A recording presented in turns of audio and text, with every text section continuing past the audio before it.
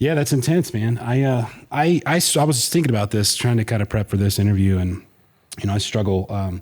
We've had quite a few people in the local town that I live in, that have passed away primarily from heroin overdoses. And you said something a second ago. It's like their buddy died yesterday, they die today, and it doesn't have this like ripple effect impact on the community.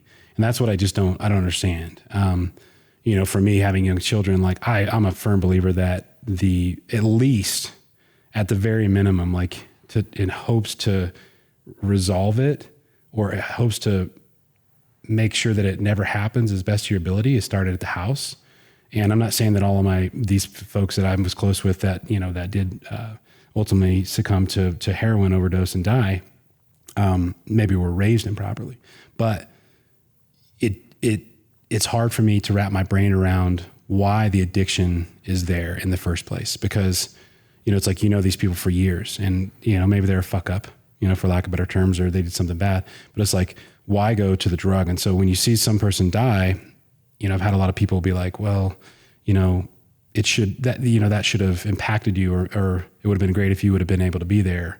And it's like, how is it one person's job to protect another person?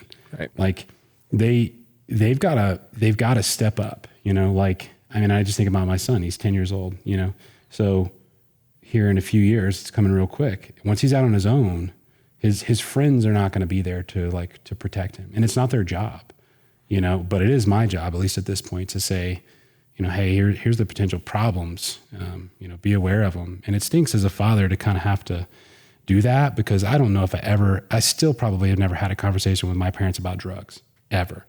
But now you have to. Yeah.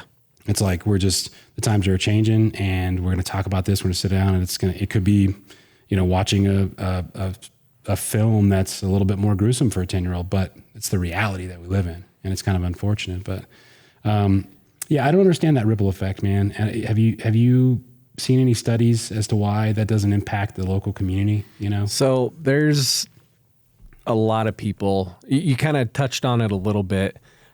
There's something that led that person to use drugs. Mm-hmm. Whatever that drug is, something led them to use that drug. They didn't wake up one day and say, man, I want to be addicted to heroin.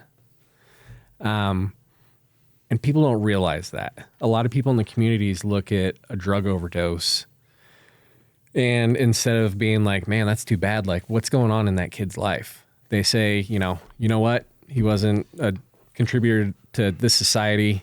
We're in a better place now. We don't have to worry about him. And that's the wrong way to look at it. A ton of people look at it that way, though. Yeah. So, if you got a little compassion behind these overdoses, and like you said, look at, was it their childhood? What happened to them when they were young that made them do that?